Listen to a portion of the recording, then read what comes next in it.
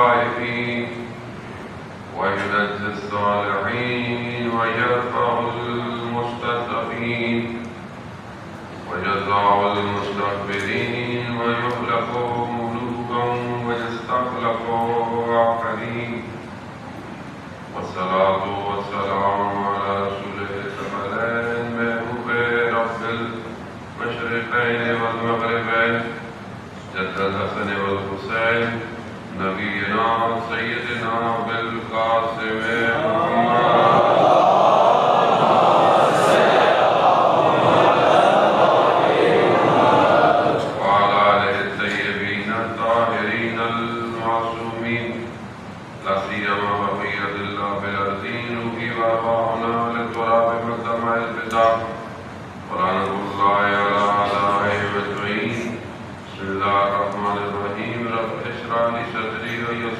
محمد واحلل عقدة من لساني يفقهوا قولي أما بعد فقد قال الله تبارك وتعالى في كتابه الحكيم والقرآن المجيد وما خلقت الجن والإنس إلا ليعبدون صلاة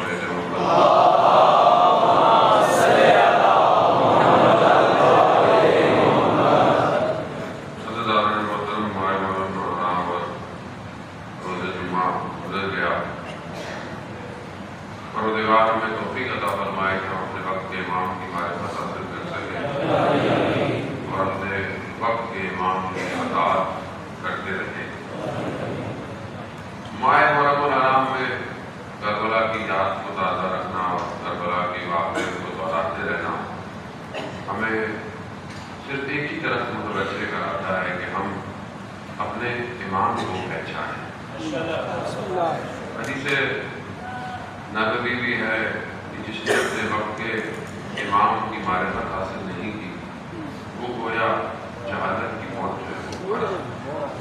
اب یہ گفتگو کے امام کون ہیں اور امام کسے کہتے ہیں، مختلف فرقوں کے اندر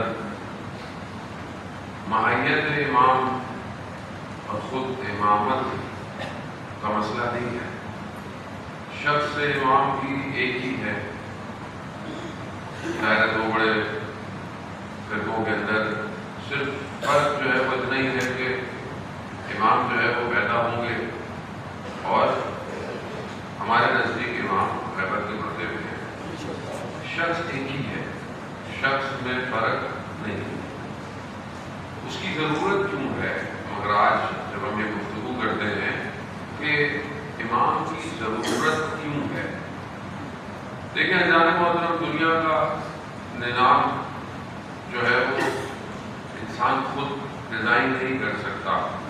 دنیا کے قوانین ظاہری انسان بنا سکتا ہے، لیکن یہ ظاہری قوانین اس کی ظاہری زندگی کو تو وہ بھی ایک درجے تک صحیح کر سکتے ہیں، لیکن اصل نظام الہی نظام ہے۔ اور آپ بولیں گے کہ الہی نظام کیوں انسان خود بناتا ہے؟ کیونکہ انسان خود نہیں آیا دنیا میں، اسے بھیجا گیا، اور جب اسے بھیجا گیا ہے تو اس کا خالق جو اسے بھیج رہا ہے وہ بہتر جانتا ہے کہ اس کو کیسے چلانا ہے۔ اب انسان اپنے ظاہری جتنے بھی سسٹم چلا لے وہ سارے سسٹم فیل ہو جائیں گے، اور آپ کے سامنے دنیا ابھی کہاں جا رہی ہے؟ کولیپس ہو رہی ہے دنیا کا اکنامیکل کا سسٹم کہاں جا رہا ہے؟ برباد ہو رہا ہے۔ آپ کے سامنے کووڈ کے بعد سے لے کر ابھی تک ریسیشن جو ہے وہ بڑھتا جا رہا ہے۔ یوکرین وار نے جو نیا اکنامی تھی اس کو بھی تباہ کر دیا ہے۔ اب دنیا بڑھتی جا رہی ہے، دنیا کرائسس کی طرف چل رہی ہے۔ آپ کے سامنے ملک کے حالات ہیں، یہ حالات تو صرف ہمارے نہیں ہے، پوری دنیا کسی ایک ویو کے اندر ہے۔ اس کی وجوہات بہت ساری ہیں، کیونکہ انسان اپنے ظاہری فائدے کو دیکھتا ہے، پر انسان خود غرض ہے۔ مطلب جب آپ کو کوئی موقع ملے کہ آپ کے پاس کوئی حکومت ہو، کوئی آپ کے پاس کرسی ہو، کوئی ایسی چیز ہو کہ جس سے آپ جو ہے وہ کام کر سکیں، تو آپ کبھی بھی جو ہے دوسرے کا فائدہ نہیں دیکھیں گے۔ آپ کو جو موقع ملے گا آپ اپنا فائدہ دیکھیں گے۔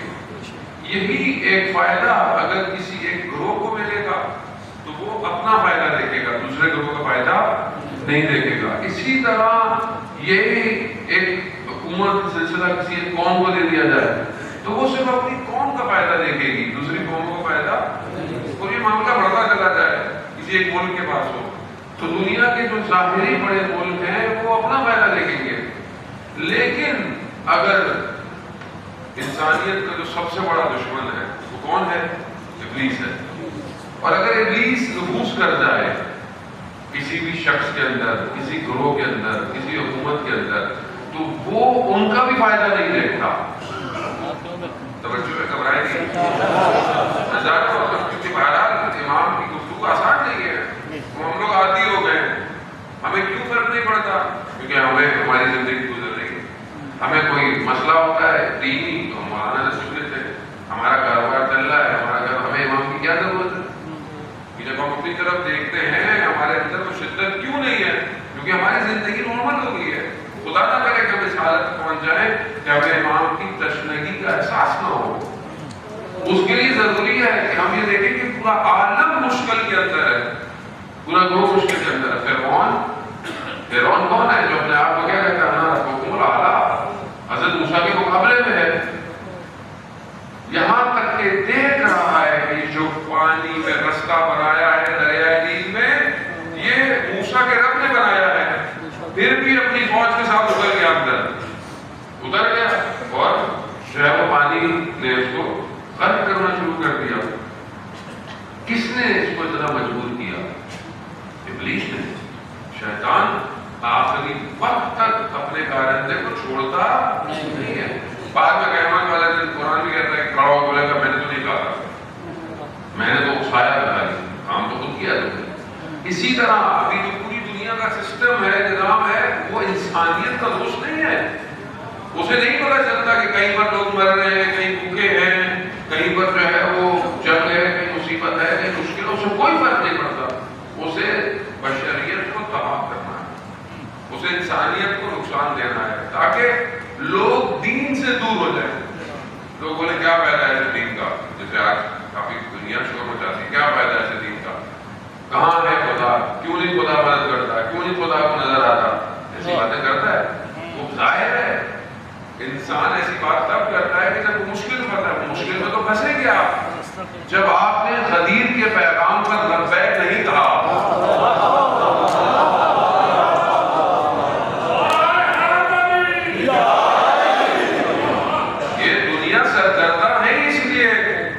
کہ جب آپ نے الہی پیغام کو صحیح طرح نہیں لیا اور آپ دنیا اصل خدا جانتا تھا کہ بشر کو چلانا کیسے ہے، اسی کے لیے وہ پیغام دیا تھا۔ نظام خدا نے اتارا، لیکن جب لوگ نظام کو چھوڑ دیں گے تو پھر یہی حال ہوگا۔ اور آج یہی حالت ہے دنیا کے اندر، دنیا سرگردہ ہے، دنیا پریشان ہے، نہ دنیا کے پاس اکنامکس کا نظام ہے، آپ کے سامنے ڈالر کبھی اوپر ہے کبھی نیچے ہے، پیٹرول کبھی کہاں جا رہا ہے کبھی کہاں جا رہا ہے۔ اور ویسے بھی جب پڑھے لکھے لوگ نہ بیٹھے گا اپنی اپنی جگہوں پہ جہاں بیٹھنا ہے تو پھر حالات چل کے ایسے ہی ہوتے ہیں۔ لیکن کون سی چیز ہے کہ جو انسانیت کو اتنا ہلا رہی ہے؟ اس کی وجہ یہ ہے تو کیا خدا نے دنیا اس لیے بنائی تھی کہ افریقہ میں لوگ اتنے بھوکے ہوں کہ ان کی کھالیں ان کی ہڈیوں سے چپک جائے؟ اتنے ان کے پاس وسائل ہیں، اتنا اللہ نے ان کو سونا دیا، اتنی چیزیں دی، مگر کیونکہ دنیا قابض ہے، دنیا قبضے کرتی ہے۔ تو آپ ہمارے اپنے ملک میں، مگر کیا ذخائر کم ہے، کیا سہولتیں کم ہیں؟ ایگریکلچر لینڈ ہوتے ہوئے ہمارے پاس اتنی مشکلات ہیں، تو کیوں ہے؟ تو انسان خود غرض ہے، انسان خود پسند ہے، جب بھی اس کو موقع ملتا ہے وہ اپنے آپ کو پور کرتا ہے، اسے دوسروں سے غرض نہیں ہے۔ تو کیا خدا تجھے دنیا اس لیے بنائی تھی؟ پروردگار کہتا میں نے دنیا اس لیے نہیں بنائی تھی، میں نے تو پتے کو بھی بغیر حکمت کے خلق نہیں کیا۔ کوئی بھی چیز خدا کے نظام میں عبث نہیں ہے، لفظ نہیں ہے، ہر چیز باہدف ہے، ہر چیز باہدف ہے۔ ہمیں لگتا ہے فلانی چیز صحیح نہیں ہے، وہ آپ کی نسبت سے صحیح نہیں ہوتی، کائنات کی نسبت سے وہ ضروری ہے۔ ہر جانور جو دنیا میں بنایا گیا ہے اس کی ایک ضرورت ہے کائنات میں۔ سانپ آپ کو ہو سکتا ہے نقصان دیتا ہو، لیکن سانپ کا زہر کئی جگہ فائدے دیتا ہے۔ کوئی جانور کہیں نقصان دے دیتا ہے، کئی جانور کہیں فائدے دیتا ہے۔ ہر چیز ذرے ذرے جو کائنات کے اندر ہیں، پارٹیکلز جو کائنات کے اندر ہیں، وہ شعاعیں جو ہمیں نظر نہیں آتی، جن کو ہم دیکھ نہیں سکتے، جسے سائنس آج جو ہے وہ نکال چکا ہے، سب کچھ با مقصد ہے، بغیر کوئی بھی چیز مقصد کے لیے۔ بس ایک انسان ہے جو اپنے مقصد کو بھول گیا ہے، اس کے لیے پروردگار نے 1,24,000 پیغمبر بھیجا، نظام بھیجا، اور امامت کا نظام نبوت کے نظام کے بعد ہے، دین نیا نہیں ہے، دین وہی ہے۔ اسی لیے حدیث پیغمبر ہے حضرت محمد مصطفیٰ صلی اللہ علیہ وسلم،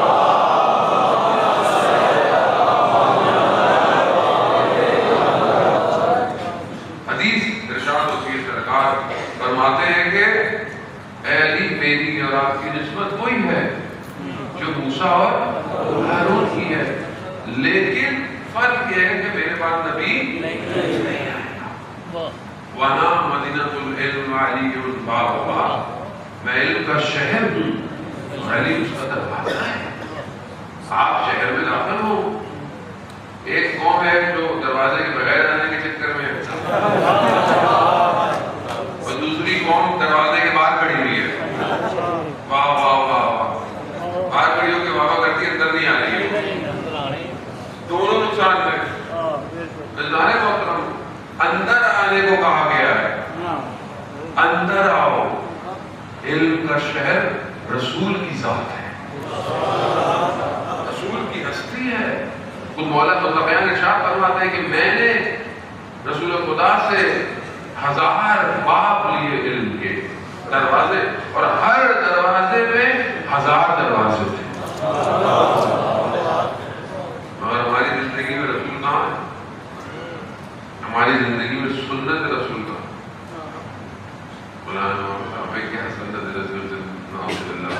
ہم لوگ تو سب کچھ آتا ہے، جب تک عشق رسول نہ ہو معاملہ آگے نہیں بڑھ سکتا۔ رسول کی ذات ہماری زندگی میں کہاں ہے؟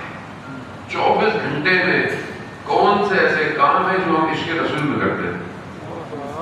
خود آپ دیکھیں، میں آپ کو دوں، میں اپنے آپ کو دوں، آپ اپنے آپ کو دیکھیں، کیا ہم اٹھنے سے لے کر سونے تک کتنی سنتوں میں عمل کرتے ہیں؟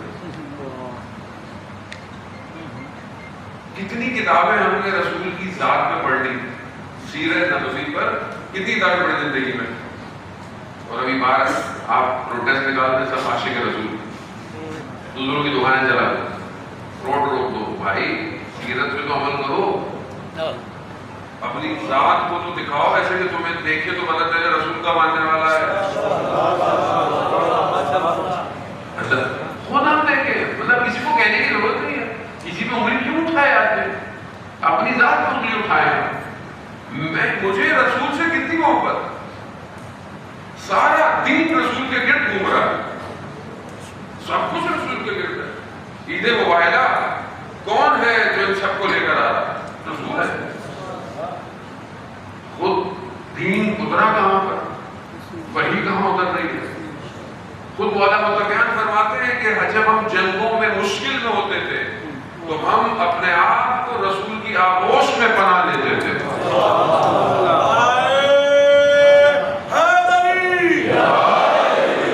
وہ کیوں ضرورت ہے؟ کیونکہ ہم نبوت کو نہیں سمجھے۔ نبوت نظام الہی ہے، نبی جتنے بھی آئے وہ اللہ کا نظام لے کر آئے تھے۔ اللہ نے نبیوں کو بھیجا، کیوں بھیجا؟ تاکہ میرے مخلوق کو ہدایت کرو۔ کسی نبی نے یہ نہیں کہا کہ مجھے مانو، میری عبادت کرو، نہ، کسی نبی نے نہیں کہا۔ اور یہی جنگ تھی ہر دور کے اندر، جتنے دوسرے نظام تھے وہ سب نبیوں کے مقابلے میں آئے۔ نمرود نبی کے مقابلے میں، شداد نبی کے مقابلے میں، فرعون نبی کے مقابلے میں، قارون نبی کے مقابلے میں، پھر آخر میں تو آپ دیکھ لیں کہ نبی کے مقابلے میں کون بنا۔ کیوں؟ کیونکہ دوسری طرف شیطان اپنے نظام کو حاکم کرنا چاہتا ہے۔ شیطان کا ہدف یہی ہے کہ یہ جو اللہ نے مجھے بھیجا تھا نیچے نکال دیا۔ کیوں نکال دیا؟ اس لیے نکال دیا کہ اللہ کے نظام کو نہیں مانا شیطان نے۔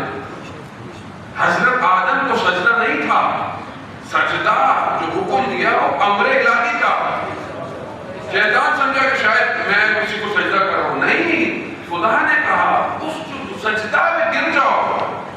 کس کو؟ امر الہی ہے. تو میں نے اپنی روح کو پھونکا ہے اس کے اندر. مگر شیطان کو وہ نظر نہیں آیا. شیطان سمجھا مٹی ہے اور میں مٹی سے افضل ہوں، میں کہاں مٹی کو سجدہ کروں گا. یہی غلطی ہو گئی اسے، اور اسی غلطی کے سلسلے میں وہ نیچے اترا. پھر اس نے اجازت دی کہ مجھے موقع دے دے، میں جو ہے وہ اغوا کروں گا. کہا کہ تم اغوا کرو مگر صالحین کو اغوا نہیں کر سکتے. وہ اب شیطان سامنے سے، پیچھے سے، دائیں سے، بائیں سے، اوپر ہر جگہ سے شیطان حملہ کرتا ہے. ایک شخص کے ساتھ دو شیطان خلق ہوتے ہیں اور ان کی عمر بھی طولانی ہے. ہر نبی کے مقابلے میں آیا. کیوں؟ کیونکہ نظام الہی کے آگے رکاوٹ بننا چاہتا تھا. اسی رکاوٹ کو توڑنے کے لیے اللہ نے امامت کا نظام اتار دیا کہ ہر دور میں جب بھی الہی نظام کے مقابلے میں کوئی چیز آئے گی، امامت اسے ختم کرتی، کچلتی ہوئی آگے چلی جائے. کربلا اسی کی بارز مثال ہے کہ جب شیطان نے پوری طاقت لگا کر رسول کے منبر پر ایسے شخص کو بٹھا دیا کہ جو وحی کا انکار کر رہا ہے، جو حرام کو حلال کر رہا ہے، فاسق ہے، فاجر ہے، وہ آ کر اسلام کے ووٹ کر رہا ہے. اب اتنے بڑے، اور کون کیا کر رہی؟ سوری کون؟ سارا المیاں امت پر احسان محترم. اللہ کا نمائندہ اپنی ذمہ داری پوری کرتا ہے، لیکن امت اگر سو رہی ہو کوئی نہیں لگا سکتا. امت غفلت میں ہو کچھ نہیں کر سکتا. حضرت فاطمہ سلام اللہ علیہ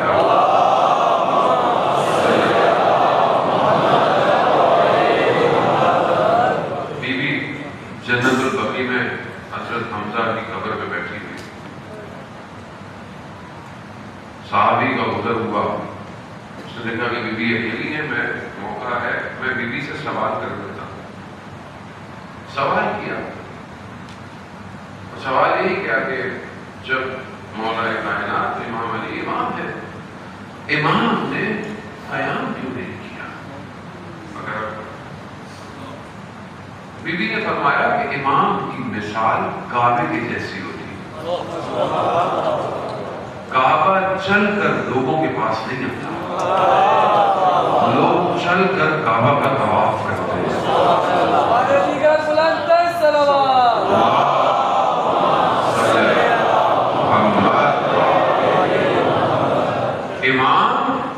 امام ہے. اگر امت نہ ہو تو امام کے بازو کٹے ہوتے. امت چاہیے ذرا محترم. امت سو رہی تھی، امت غافل تھی، پھر بھی امام حسین نے قیام کیا. امت نے کہا مولا آ جائیے، ہم آپ کی مدد کریں گے، یہ کریں گے. مگر امام کو اپنی، جب امام کی کوئی بھی مدد نہیں کرتا تو بھی امام نے اپنا وظیفہ انجام دیا. کیوں؟ کیونکہ الہی نمائندہ ہے. یہاں اپنی آرزویں نہیں ہیں، یہاں اپنی خواہشات نہیں ہیں، سب خدا کے لیے. اور ایسا کام انجام دیا کہ قیامت تک کے لیے جہاں بھی ظلم کھڑا ہوگا، امام حسین کا نام ظالم کو دبا دے گا.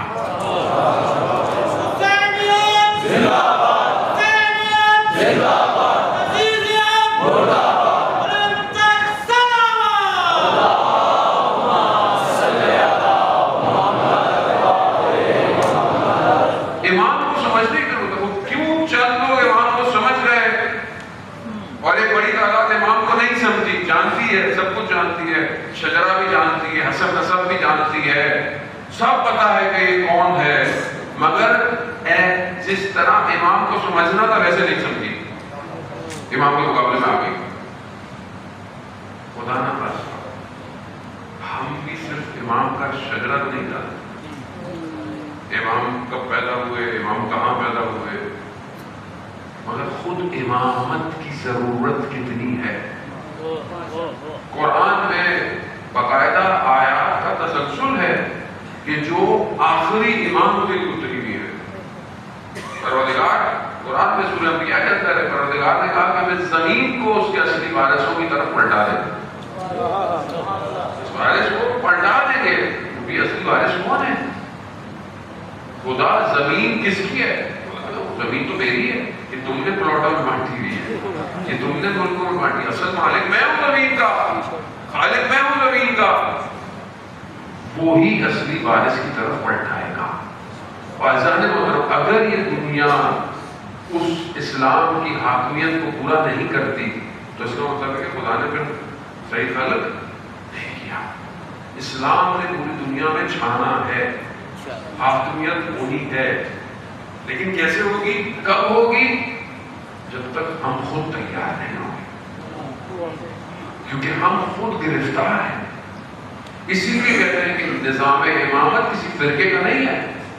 آج پوری دنیا چیخ رہی ہے، چاہے اس کا تعلق اسلام سے ہو بنا، دنیا چاہتی ہے کہ کوئی تو ہو جو نجات دے، چاہے کوئی ہندو ہو، چاہے کوئی کرسچن ہو، چاہے کوئی یہودی ہو، جو انسان ہے وہ تڑپتا ہے۔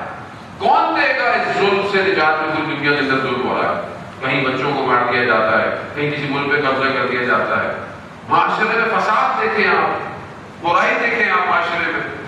ہم اسلامی ملک ہیں، لا الہ الا اللہ کے نام پر ہم لوگ جو ہے وہ بنے ہیں، ہماری آزادی کے دن بھی آنے والا ہے، لیکن کیا ہم آزاد ہیں؟ کیا ہمارے یہاں سارے قوانین اسلام کے ہیں؟ نشہ کھلے عام ہے ہمارے یہاں، برائی کھلے عام ہے، بد حجابی کھلے عام ہے، ڈرامے دیکھیں آپ ٹی وی کے، محرم نہ محرم، اسلامی ملک ہے۔ پھر کچھ بہت مطلب کیسی باتیں کر رہے ہیں، کیونکہ اسلام کی شکل آپ نے جو پیش کی ہے دنیا نے وہ ایسی ہے کہ آج لوگ بھاگتے ہیں اس سے۔ کس نے بنائی اسلام کی شکل؟ مگر اسلام یہ وہاں صاحب اسلام کے پاس یہ نہیں ہے، ویسٹ کے پاس نہیں ہے، ویسٹ کے پاس وہ ہے، ویسٹ کے پاس کیا ہے؟ کچھ نہیں ہے۔ ویسٹ کا اخلاق جو ہے وہ کیمروں کی وجہ سے، میں نہیں کہہ رہا کہ وہ اچھے لوگ نہیں ہوں گے، اچھے لوگ ہیں، اور ہم بھی جاتے ہیں، لوگوں سے مسئلہ نہیں ہے، نظام سے۔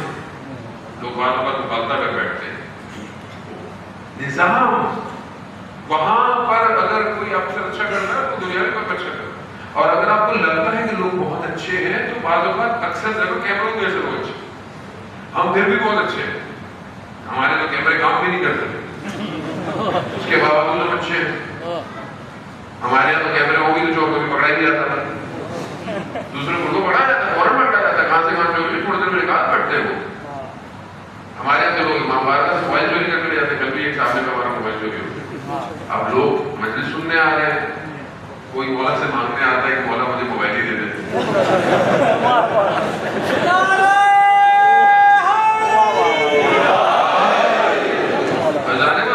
اب کیا ہے مسئلہ؟ تو یہی ہے، دیکھیں دین ہم نہیں سمجھے دین کو۔ اسلام کہتا ہے تمہیں رستے میں کوئی چیز پڑی بھی مل جائے، اس کو کہتے ہیں اس کو پڑے رہنے دو، اٹھاؤ نہیں، کچھ دن تک پڑے رہنے دو، مال مجھول ہے، کیا پتا خود آئے گا اور کھا کے لے جائے گا، اور اگر مل جائے تو پھر ایسی جگہ پر دے دو گے جہاں پر پتا ہو کہ لوگوں کو یہاں چیز چھوڑ گیا ہے۔ ہم کیسے اس شہر کی طرف جائیں گے، کیسے اس حکومت کی طرف جائیں گے؟ روایت کہتی ہے وہ زمانہ آخری ایسا ہوگا، ایک عورت اپنے سر پر سونا چاندی لے کے جا رہی ہوگی، کوئی اس کو لالچ کی نگاہ سے نہیں دیکھے گا۔ آخری زمانے کے لیے وہ جو امام کی حکومت ہوگی۔ ابھی تو آپ ہاتھ میں موبائل لے کے باہر نہیں آتے تھے، وہ آپ نے بہت استعمال کر لیا ہماری باری۔ کیوں؟ بھارت اس میں ایک فیکٹر نہیں ہے، اس میں اکنامیکل، سوشل، اس میں آپ کا اپنا نظام، حکومت سزائیں کیسی دی جاتی ہیں مجرم کو۔ اصل مجرم کو بنایا جا رہا ہے یا مجرم کی اصلاح کی جا رہی ہے؟ خود یہ بہت بڑا وہ ہے، کیا ہم جرم کو ہوا دیتے ہیں یا جرم کی اصلاح کرتے ہیں؟ کیا ہمارے پاس سائیکیٹرسٹ ہوتے ہیں؟ ہوتے ہوں گے یقیناً، پوچھیں کہ یہ جرم کیوں کیا آپ نے، وجہ کیا تھی، کیسے ہم اس معاشرے کی طرف؟ اس کا مطلب کیا ہے؟ دنیا میں نظام فیل ہو چکا ہے، ظاہر میں آپ کو ویسٹ میں اخلاق اچھا لگتا ہے، مگر آپ ہفتے اتوار کو چلے جائیں، وہ باہر کسینوں کے شراب خانوں کے باہر گرے پڑے ہوتے ہیں۔ انسانیت کو شرم آتی ہے کہ اللہ نے اس لیے خلق کیا۔ کون دے گا نظام؟ کس کے پاس ہے نظام پوری دنیا کو چلانے کے لیے؟ نہیں ہے کسی کے پاس، صرف اللہ کے پاس، کیونکہ اصل حاکم ہوئی ہے۔ اور جب تک ہمارے وجود پر اللہ کی حاکمیت نہیں ہے، ہم کبھی بھی اسلام کو نافذ نہیں کر سکتے۔ میں سوچوں گا کہ یہ نہ ہو، یہ ہو، کیونکہ جو میں خود غلطی کرتا ہوں میں چاہتا ہوں یہ بھی ادھر سے نکل جائے۔ اسی لیے ظالم اور حفیظ میں پوری دنیا کے اندر ہی گفتگو ہے، بہت مسائل ہیں پوری دنیا میں۔ اس ٹائم انرجی کرائسس ہے، فوڈ کرائسس آنے والا ہے، پانی کی جنگ ہو جائے گی تھوڑے عرصے کے بعد، مشکلات ہیں دنیا کے اندر۔ کون اس کو مہار دے گا؟ کس کے پاس یہ سسٹم ہے؟ آپ سارے جو زندہ مذہب ہیں آپ ان کو اٹھائیں، مطالعہ کریں، ریسرچ کریں، ہر مذہب آخری زمانے کا گفتگو کرتا ہوا نظر آتا ہے، چاہے وہ زرتشت کی کتاب ہو، چاہے وہ بدھزم ہو، کرسچینٹی ہو، جیوزم ہو، سب کہ آخری وقت میں ایک شخص آئے گا۔ خود بائبل میں کئی مقامات پر موعود کا جملہ استعمال ہوا ہے، وہ جو آئے گا جس کا وعدہ دیا گیا، اور حضرت عیسیٰ علیہ السلام نے خود ان کے جو اپنے الفاظ ہیں وہ لکھے ہوئے ہیں۔ کیا ہے کہ وہ جس طرح کوئی بڑا گھر کو لوگوں کو دے کر چلا جائے اور پھر اس نے واپس آنا ہے، لیکن اس نے واپس کب آنا ہے؟ وہ صبح آئے گا، وہ شام آئے گا، یا اس وقت کہ جب مرغے اذان دیتے ہیں؟ اس کا وقت معین، لیکن جس کو وہ پیچھے چھوڑ کے گیا ہے انہیں حفاظت کرنی ہے اور بیدار رہنا ہے۔ ان کی کتابوں میں ایسے اس کا انتظار کرو جیسے تم میں کسی نے کہا ہو کہ ابھی تمہارے گھر میں کوئی نکیب ڈالنے والا، تم سو گئے۔ تو کیا ہم اس نظام کا انتظار کر رہے ہیں؟ اتنی حاکمیت کا انتظار کر رہے ہیں؟ ٹکڑوں میں بٹے ہوئے مسلمان، ٹکڑوں میں بٹے ہوئے، ملک کے اندر فرقوں میں بٹے ہوئے، فرقوں کے اندر فرقے، اہل سنت ان کے ماشاءاللہ، شیعوں کے اپنے اندر مسائل ہیں، ایک مولانا نے یہ کہہ دیا، دوسرے نے یہ کہہ دیا، ہمارا تو ٹائم کسی بھی نہیں مل جاتا تھا۔ خدا کے لیے آپ محرم عزاداری کے دنوں کے اندر یہ چیزیں فارورڈ نہیں کیا کریں، اس نے یہ کہہ دیا تو کہہ دیا، کسی کو اتنی اہمیت کیوں دیتے ہیں آپ اپنی عزاداری کیجیے، مقصد امام حسین میں چلے، اپنے امام کے مقصد کو آگے لے کے چلے، بیان کریں۔ دنیا تو پتہ نہیں کب سے بول رہی ہے عزاداری کے خلاف، کیا عزاداری رکی ہے آج تک؟ پھر کیوں پریشان ہوتے ہیں؟ اس سے باہر آئے سب مل کر، اس لیے اذان محترم اہل سنت برادران اور سب جتنے بھی ہیں، حتیٰ ہندو بھی مجلس سنتے ہیں ہماری، میں ہندوؤں کے علاقوں میں بھی گیا ہوں، کرسچن بھی سنتے ہیں، سب کو ایک ہی پیغام ہے کہ ہم اس کا انتظار کریں جو سب کے مذہب میں ایک ہی ہے۔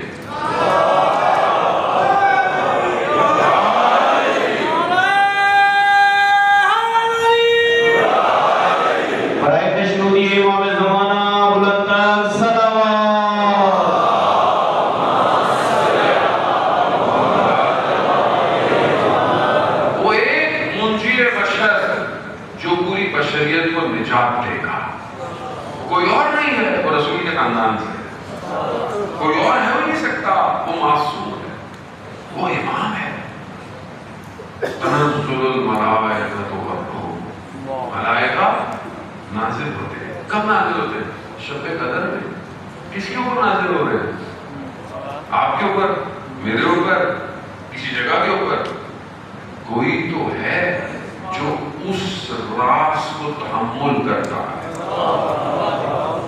کسی کا تو اتنا ظرف ہے کہ جو خدا کے سارے فیض کو اپنے وجود پہ لیتا ہے، اس کے وجود کے بغیر کوئی بھی کرم جاری نہیں ہو سکتا۔ اس کی مثال بڑی آسان مثال صرف ذہن کو قریب کرنے کے لیے ہوتی ہے. بڑی بڑی جو آپ کی الیکٹرک کی وائر گزر رہی ہوتی ہے وہ اگر سیدھی آپ کے گھر میں ڈال دی جائے تو آپ کے سارے انسٹرومنٹ جل جائیں گے. آپ برداشت نہیں کر سکتے 1000 کروڑ سیدھا آپ کے گھر پہ آ جائے, سب ہو جائے گا. آپ کو 250 چاہیے, 240 چاہیے, کہیں 120 چاہیے. ڈسٹریبیوشن کون کرتا ہے؟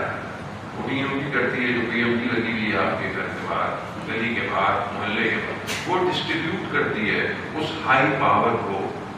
وہ جو فیض اللہ کا زمین پر اتر رہا ہے, کس کو کتنا دینا ہے, وہ امام کے وجود سے پخش ہوتا ہے.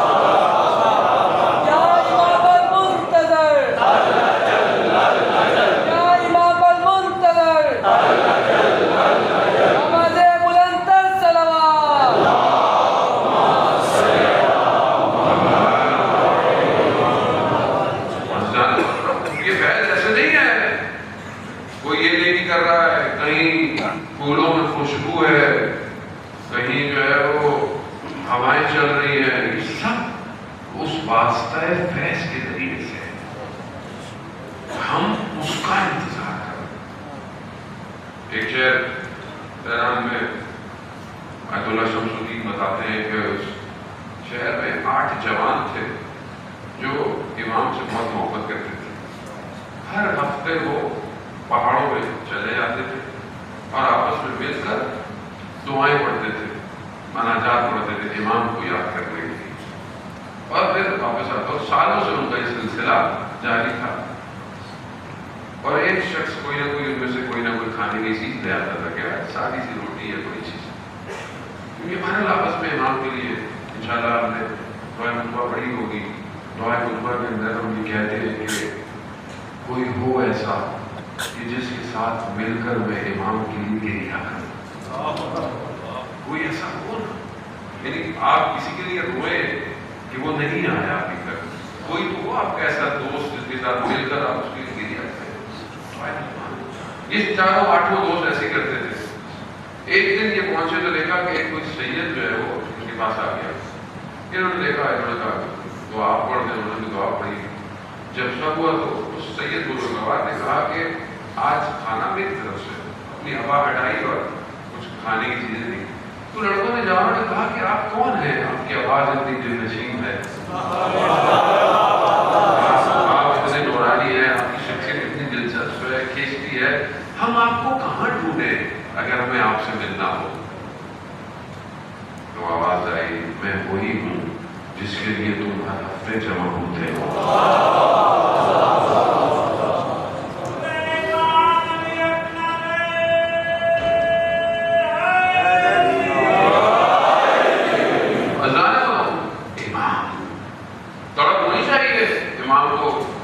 میں چاہتا ہوں امام سے ملنا, میں چاہتا ہوں وہ امام کو دیکھنا. بھی تڑپ ہوگی تو ہی کچھ ہوگا, لیکن صرف تڑپ کچھ نہیں کر پائے گی جب تک آپ کی زندگی میں پریکٹیکل اسٹیپس نہ. آپ کا پروفیشن, آپ کا کردار. امام زمانہ کی بڑا جمعے کا دن تھا, اس لیے میں نے بہت زیادہ میں نے کیا کوشش کی. امام چاہتے تھے کہ میں گفتگو کروں. زیادہ مطلب جمعے کا دن امام سے متخصص, یعنی جمعے کے دن بھی اگر امام کو یاد نہیں کیا بس وہ بھول جائے, پھر تو زندگی میں ویسے ٹائم نہیں ہے ہمارے پاس. اسی لیے جمعے میں امام کی زیارت پڑھی جاتی ہے. انشاءاللہ کہ ہم سب نے پڑھی ہوگی امام کی زیارت. عزیزان محترم, کربلا یہی درس دیتی ہے, جس نے اپنے امام کو نہیں چھوڑا وہ کامیاب ہے. کربلا میں آج کیوں آپ سب کو سلام کرتے ہیں؟ ہمارا سلام ہو ان پر جو امام کے ساتھ تھے. یا لیتنی کنت معکم, کاش ہم بھی ہوتے آپ لوگوں کے ساتھ, ہم کامیاب. کیوں؟ کیونکہ انہوں نے اپنے وجود کو امام پر قربان کیا. امام سینٹر پوائنٹ ہے کربلا میں. امام نے یہ تو کہا تھا کہ انہیں مجھ سے مشکل ہے, آپ سے بڑی مشکل ہے. امام نے سب کو بولا کہ انہیں آپ سے کوئی مسئلہ نہیں ہے. انہوں نے بھی تو افعال نامے دیے بہت سارے کہ ہم آپ کو علی اسد کے قبیلے والے ادھر آ گئے, ادھر آ گئے, اس کو چھوڑو. حتیٰ حضرت عباس کو بھی انہوں نے جو ہے وہ کہا آ گئے کہ وہ کہیں نہ کہیں سے رشتہ داری نکال کے کہ آپ چھوڑ دیں اور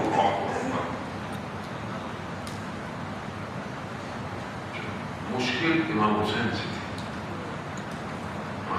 عباس اپنے مولا کو چھوڑ سکتے تھے؟ عباس تو بنے ہی حسین کے لیے،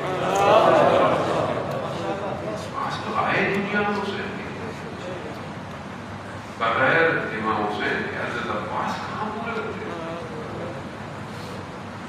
لیکن یہی با وفا ایثار قربانی ہونا، یعنی جو مقام حضرت، اگر ہم امام زمانہ کو پہچاننا چاہتے ہیں حضرت عباس کو پہچانیں، حضرت عباس علیہ السلام کی ذات کو پہچانیں، ان سے درس لیں کہ کس طرح انہوں نے اپنے امام پر اپنے آپ کو قربان کیا۔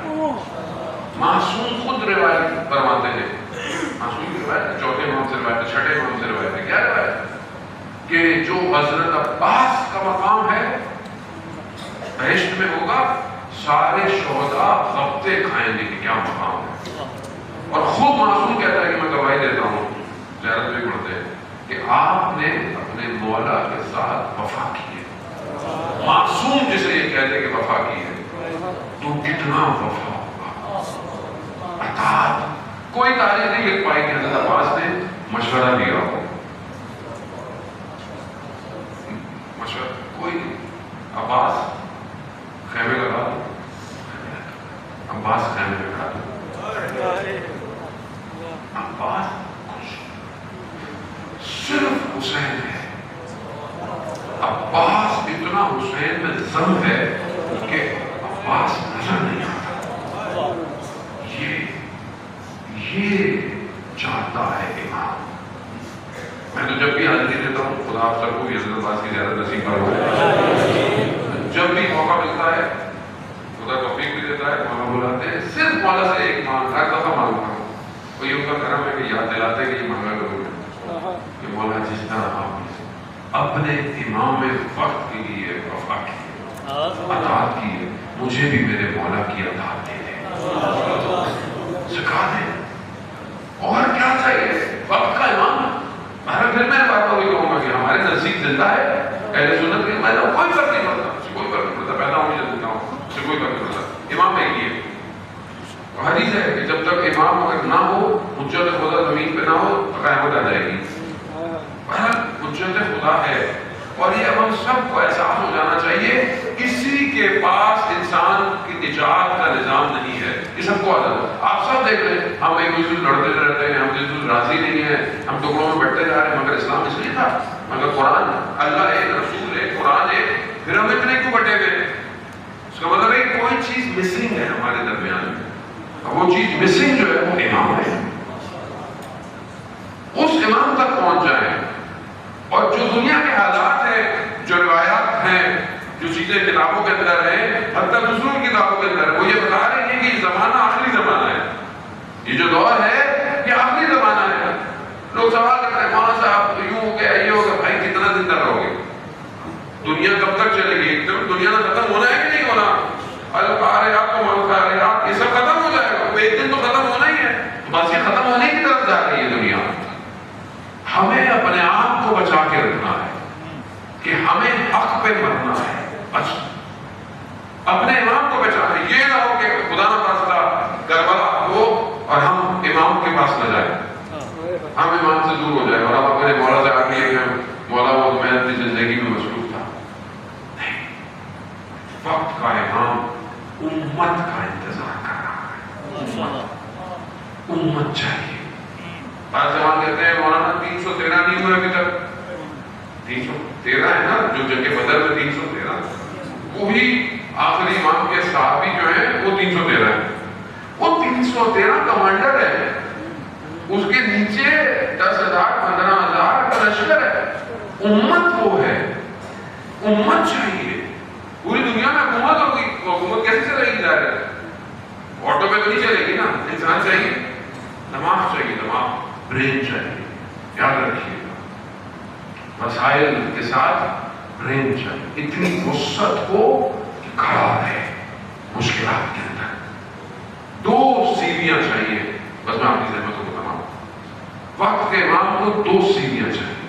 ایک سیڑھی آپ کا پروفیشن، آپ اپنے پروفیشن میں بہترین ہونے چاہیے، آپ کی تعلیم بہترین ہونی چاہیے، آپ کا کردار بہترین ہونا چاہیے، آپ کا اخلاق بہترین ہونا چاہیے.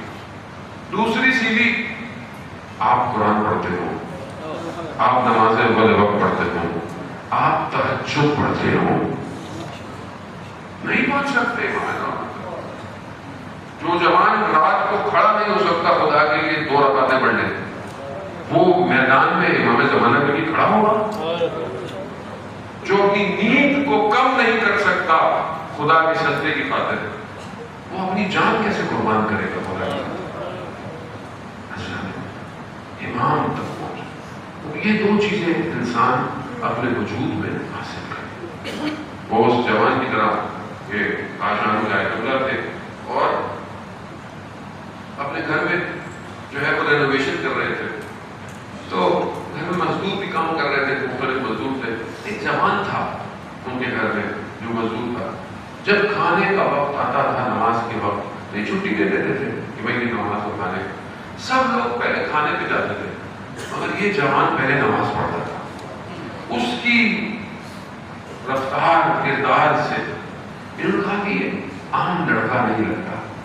ایک دن سیڑھی کرایہ پر منگوائی، کچھ کام ہوگا، کہا کہ سیڑھی واپس کر کے آؤ. یہ جوان واپس کرنے گیا، لیکن آتے ہوئے اس کو دیر ہوئی معمول سے زیادہ. اس نے پوچھا کہ تم اتنی دیر سے کیوں آئے؟ کہا کہ سیڑھی جو تھی وہ لمبی تھی اور گلی جو ہے وہ آپ کی، وہ اس کی جو ویڈتھ ہے وہ کم ہے، تنگ ہے بہت زیادہ فاصلہ دیواروں کا. میں بہت احتیاط سے سیڑھی دے کے گیا. کہا کیوں؟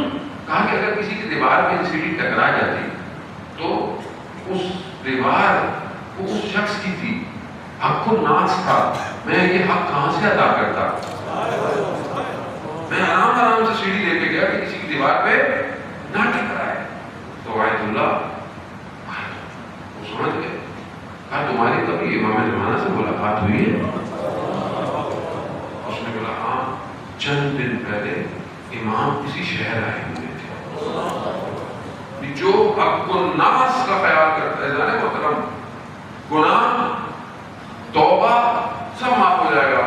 اگر روایت ہے جو سید الشہداء کے لیے آنسو آتا ہے اس کے گناہ معاف ہو جائیں گے، لیکن کون سے گناہ؟ جو اللہ کے حق میں کیے ہو. حق الناس نہیں. اگر آپ نے کسی کا حق کھایا ہے آپ کو اسے معاف ہو. ہم تو چلتے چلتے لوگ گاڑی میں اسکریچ مار جاتے ہیں. جی گاڑی ٹکرا کے جلدی جلدی بھاگتے، کسی نے دیکھا تو نہیں ہے. قیامت والے دن اسکریچ صراط پہ کھڑا کر دے گا. وہ شخص حق مانگے گا آپ سے کھڑا ہو. کیا کریں گے؟ دے پائیں گے اس کو؟ دیں گے اس کو کہ آؤ میں ٹینڈر کے بعد لے جاتا ہوں. اپنی نیکیاں دینی پڑ جائیں گی اور ویسی نیکیاں کم ہوں گی.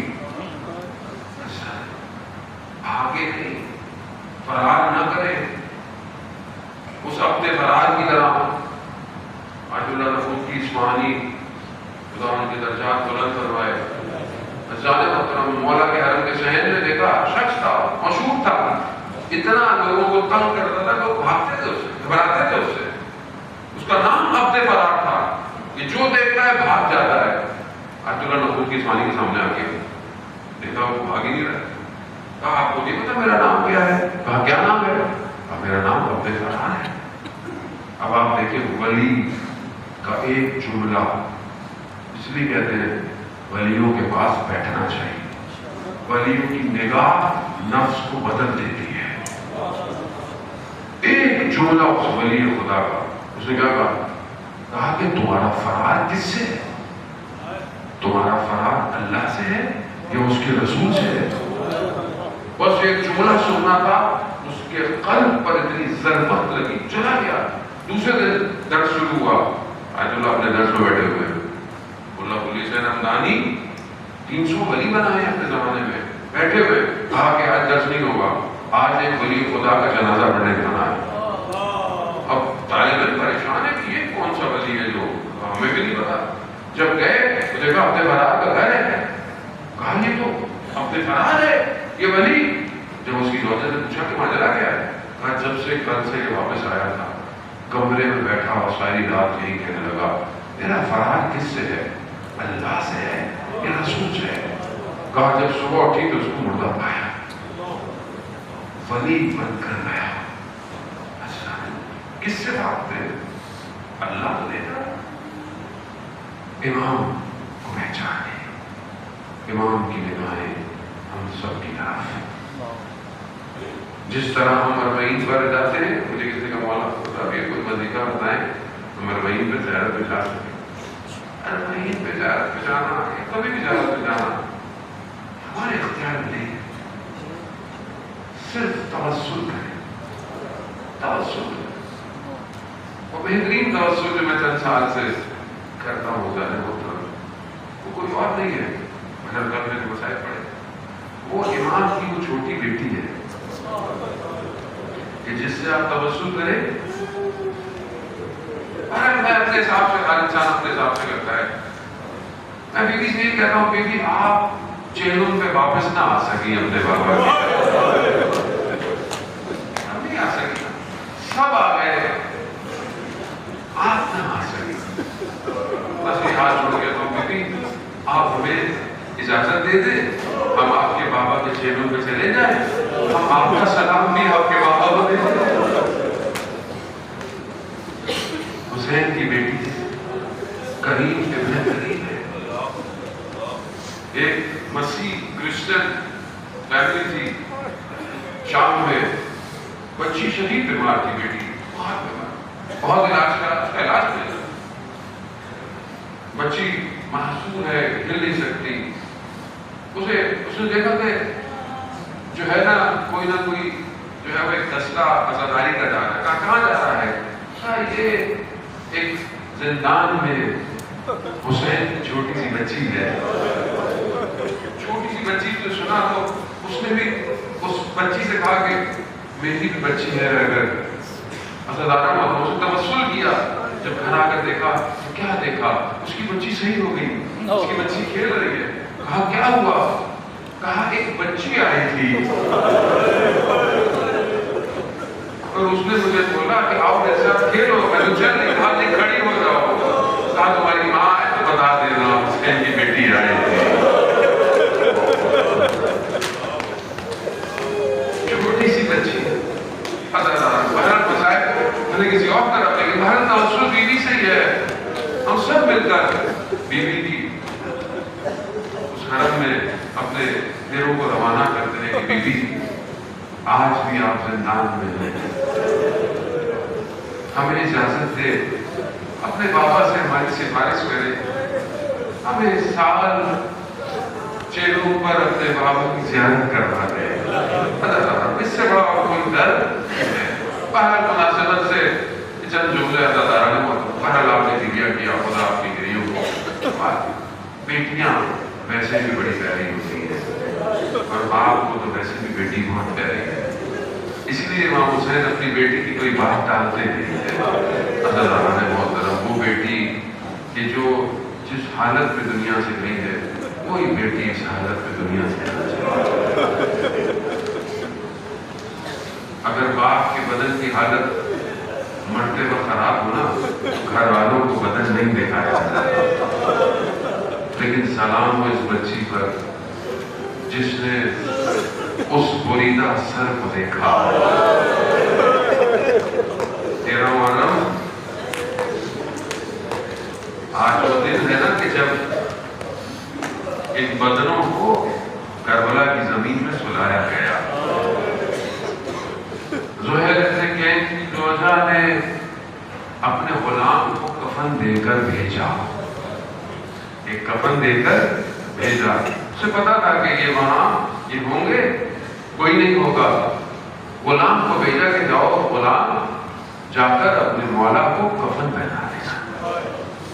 اور یہ اپنے گھر پہ کہتے ہیں کھڑے ہو کر انتظار کرتی رہی کہ غلام, جب اس نے دیکھا کہ کوئی سواری آ رہی ہے, جب آیا تو واپس دیکھا کہ کفن اس کے ساتھ تھا. کہا تم نے کفن نہیں بنایا؟ اس نے کہا کہ میں کفن کس کس کو پہنا تھا. وہاں سارے بدن بے گور کو کفن اجازت امامت سے 3 دن یہ بدن دشت کربلا پر پڑے رہے. 3 دن اللہ جانتا ہے. محترم کس طرح بیوی نے چکیاں پیس پیس کر پالا اور کس طرح حسین کا بدن کربلا ہے اسے ہم نہیں جانتے. اجازت امامت سے امام آئے تشریف لائے. کہتے ہیں امام آئے, چوتھے امام آئے, بنی اسد کے قبیلے ہیں. امام ایک ایک کر اس کو دفنا دو, اس کو یہاں دفنا دو, اس کو یہاں دفنا دو. ایک طرف جانے لگے, امام نے کہا نہیں رک جاؤ, یہاں نہیں جا سکتا, یہاں میں خود جاؤں. پہنچے, مسائل کے لیے عدالت, مسائل پڑھنے میں بھی جگر چاہیے ہوتا ہے. امام نے اپنے بابا کے بدن کو دفنایا نہیں, اٹھایا نہیں, کہتے ہیں پوری منگوائی.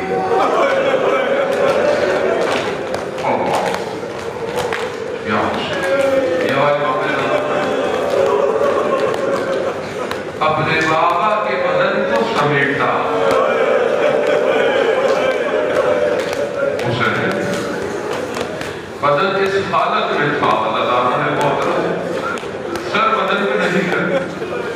ابھی سجاد پہچانتے ہیں میرے بابا کا بدن ہے, اس طریقے سے گھوڑوں نے پامال کیا, کتنے نیزے لگے ہیں, کتنی تلواریں لگی ہیں.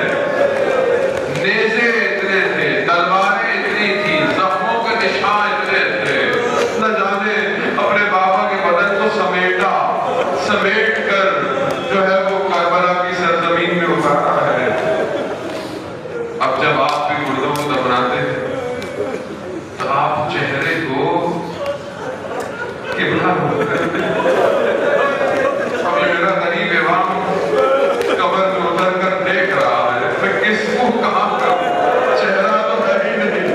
ہو سکتا ہے کٹی ہوئی رگوں کو قبلہ رکھ دیا ہوگا. کہتے ہیں امام اٹھے, ٹوٹے ہوئے نیزوں کو, تلواروں کو, تیروں کو ہٹا کر کچھ ڈھونڈ رہے ہیں. کہا مولا کیا ڈھونڈ رہے ہیں؟ کہا ایک انگلی کا ٹکڑا.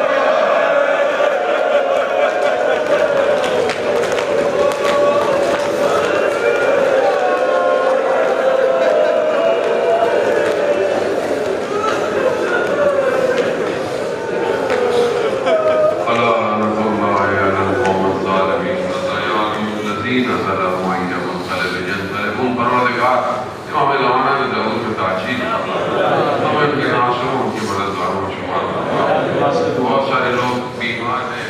اس جماعت کے لیے ایک بچی ہے آسٹریلیا سے, ان کے والد کا فون آیا, 10 سال کی بچی ہے, کینسر کے ایسے مرض میں مبتلا ہے جس کا ابھی تک علاج نہیں ہے. بہت مایوسی سے باپ نے کہا تجھے امام حسین کی چھوٹی بچی کا واسطہ, بچی کو شفا کامل عاجلہ. جتنے بھی بیمار ہیں, جتنوں نے اور بھی مجھے کہا ہے, حاضرین میں جو بھی کہا ہے, آپ کے ہوں گے, میرے ہوں گے, سب کو پردگار صرف سجاد کے صدقے میں شفا کامل عاجلہ. یہ گناہ اسیروں کو رہائی عطا فرما. ہمارے ملک وطن عزیز پاکستان کو عزت اور استحکام عطا فرما. جو حاضرین میں بیٹھے ہیں, پروردگار کی جائز خواہشات